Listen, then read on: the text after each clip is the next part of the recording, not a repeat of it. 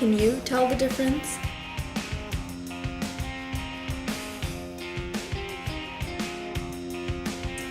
One in 10 of these people are homosexual.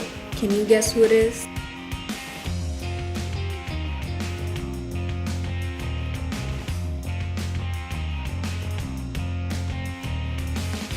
So let's focus on that 1/10 of the population in America. As early as the 1700s, homosexuality has been declared. During this time period, homosexuality was illegal. The punishment was death. Although discrimination has improved since the 1700s, in 1924, the first gay civil rights group, the Society of Human Rights, was founded. Yet, a few weeks later, the police arrested the members of this organization. In 1995, the anti-discrimination bill was passed in 9 different states. However, workplace discrimination continues today as qualified individuals are fired from their jobs because of being gay or lesbian. Even though homosexuals have gained more equality throughout the years, the issue still lingers in courtrooms throughout the nation as homosexuals wait for justice. The major thing that is leading the LGBT community at the present time is probably marriage, and tax laws around ownership and the ability to transfer property to your domestic partner or at some point in time spouse. That's probably the thing that is most in front. That and safety around youth. There have been several youth who have been killed because of their gender identity and orientation at schools locally. There was just someone shot in Oxnard, a 15-year-old. So that's scary. Alright, so I taught in San Jose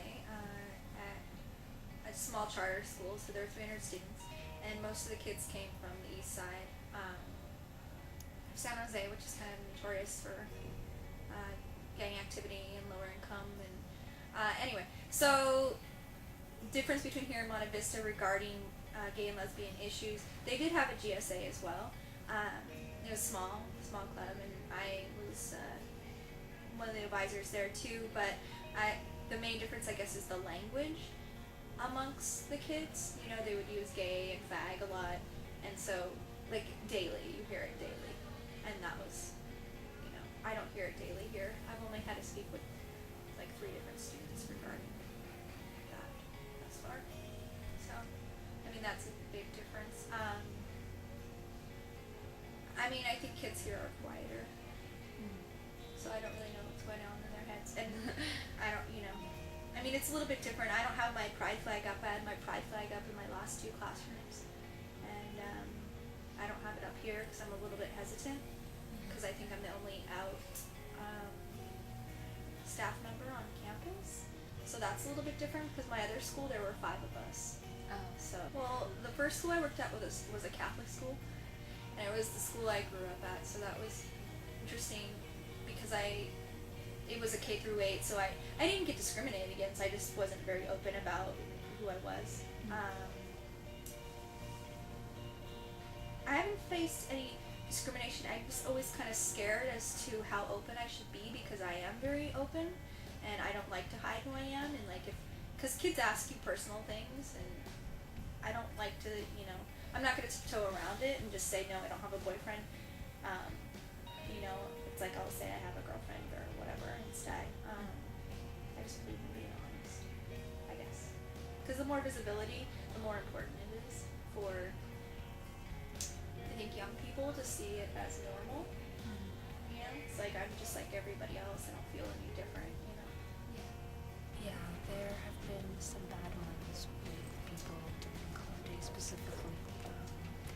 Would take signs or ban the flyers and they'd rip them up, they'd rip down posters.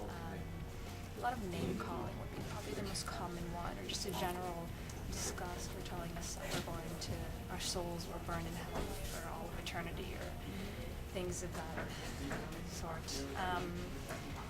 For good experience, there actually have been some lesbian people that have managed to come out, just, you know, even if it's just come out as supporters or actually come out as, you know, gay, bisexual, whatever. people that have been less afraid and just kind of more comfortable being themselves because they see it. There's more people out there. That anything's necessarily in favor or against. It's either supportive of full inclusive rights or it's not inclusive rights.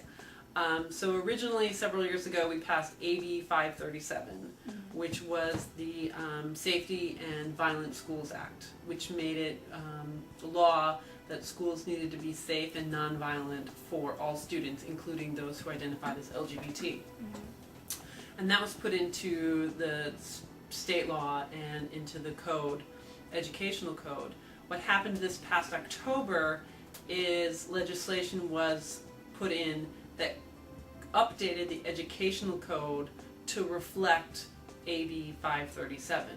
So now the whole educational code reflects the Safety and Nonviolent Act of AB 537. Most of the people who come to the center are here to find community. You know, it's always nice to find people who view the world from your perspective, or have the same likes, dislikes, or kind of your perspective on life. I think that everybody prefers that. I think that, you know, we all like to be around people who are of like mind. Certainly, you know, we see that in religious groups, we see that in other cultural groups, so it's not uncommon for us as well. We don't see, you know, a whole lot of major problems. Occasionally people will come in and they've been harassed someplace. You know, we'll see people who have had a tough day, you know, at school, or people who have had, you know, a run-in with the boss around that. So we'll see some harassment of that. Occasionally around housing, not very often anymore.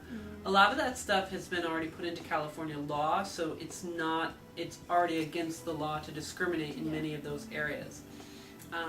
We're also the epicenter for most of the employment law changes that are happening around the country. Almost all of that started in this area. The major corporations in this area were some of the first to provide employment policies around sexual orientation, gender identity, and domestic partners.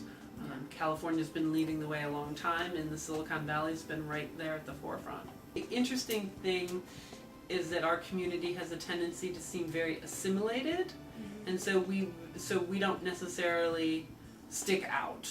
So people don't necessarily pay it, you know, you don't get your head turned when you see two men, you know, sitting and having coffee together, and you don't necessarily turn your head when you see two women out to dinner or things like that. So the community is much more assimilated. I mean, if we were in other parts of the country and we saw two men having coffee, laughing and joking and, you know, sitting close to one another, people might really turn their heads.